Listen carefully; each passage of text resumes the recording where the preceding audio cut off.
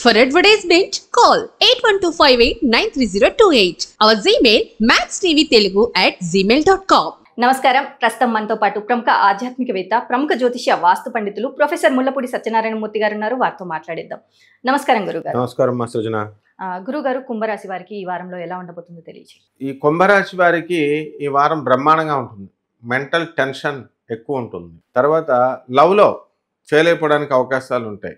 తర్వాత ఇంకా లవ్లో ఫెయిల్ అయిపోయిన తర్వాత ఇంకేం మిగిలింది, ఫోన్ పట్టుకొని ఫోన్ చూసుకోవడమే అనమాట. వీళ్ళు డ్యూటీలు చేసుకోకుండా ఆ విధంగా వీళ్ళ పరిస్థితి కుంభరాశి వాళ్ళది ఉంటుంది. ఈ కుంభరాశి వాళ్ళ యొక్క గ్రహస్థితి ఎలా ఉంది అంటే, మనకి శని జన్మంలో, ధనస్థానంలో రాహువు, తర్వాత కుజగురులు వృషభంలో, రవి శుక్రులు చక్కగా మనకి కర్కాటకంలో, ఆ తర్వాత బుధుడు మనకి మిథున రాశి ఈ యొక్క సింహరాశిలో, కేతువు కన్యా రాశిలో ఉండడం జరుగుతుంది అనమాట. దీనివల్ల వీళ్ళంతా కూడా చాలా సీరియస్గా ప్లాన్ చేస్తారనమాట ప్రతిదీ.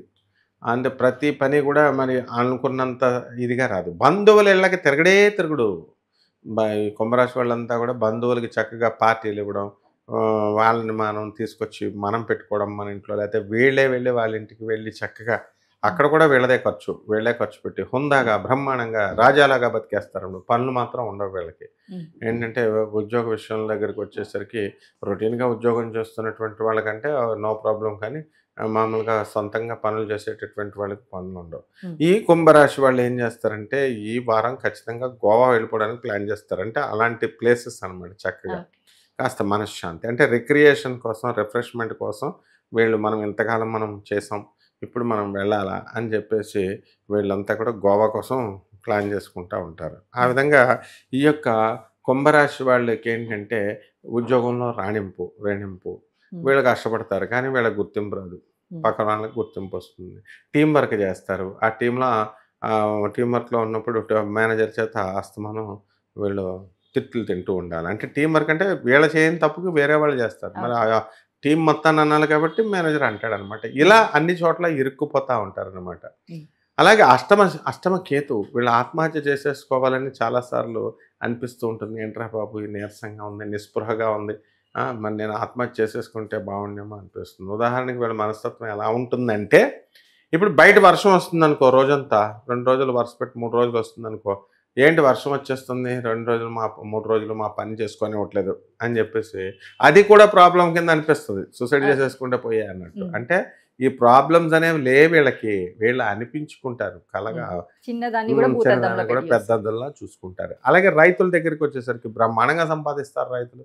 కమర్షియల్ క్రాప్స్, కూరగాయలు అన్నీ వేసి తెగ సంపాదిస్తారు. అప్పులన్నీ తీర్చేస్తారు, బంగారాలు కొనుక్కుంటారు, పిల్లలకి భార్య పిల్లలకి అంటారు కూడా డబ్బు పెడతారు. చేనేత వృత్తి, చేతి వృత్తులు ఉన్నటువంటి వాళ్ళంతా కూడా తెగ సంపాదిస్తారు.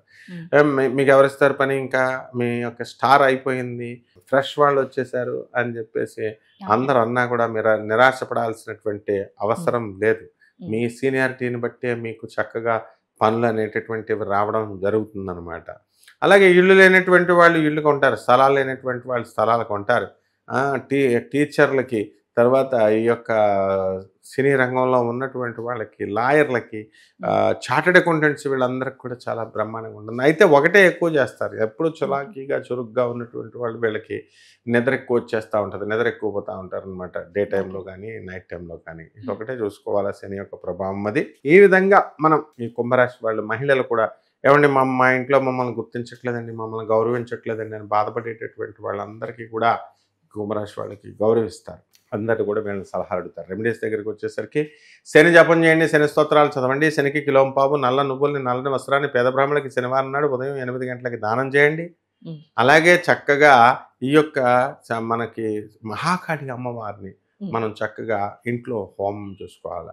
ఓం మహాకాళ్యై నమః, ఓం శ్మశాన కాళ్యై నమః చాలు అనమాట. అలాగే కుంకుమార్చన కూడా మనం కాళీ అమ్మవారికి చేసుకోవాలా. మరి ఏమంటే కాళీ అమ్మవారు చాలా సీరియస్గా ఉంటుంది కదండి, మాకు భయం వేస్తుందండి అంటే కుదరదు. అమ్మవారు ఎప్పుడూ రాక్షసుల పట్ల, వెధవల పట్ల సీరియస్గా ఉంటుంది, మనలాంటి వాళ్ళ పట్ల కాదు. స్పీడ్గా కలిసి వస్తుంది అనమాట ఈ సాధన చేయడం వల్ల.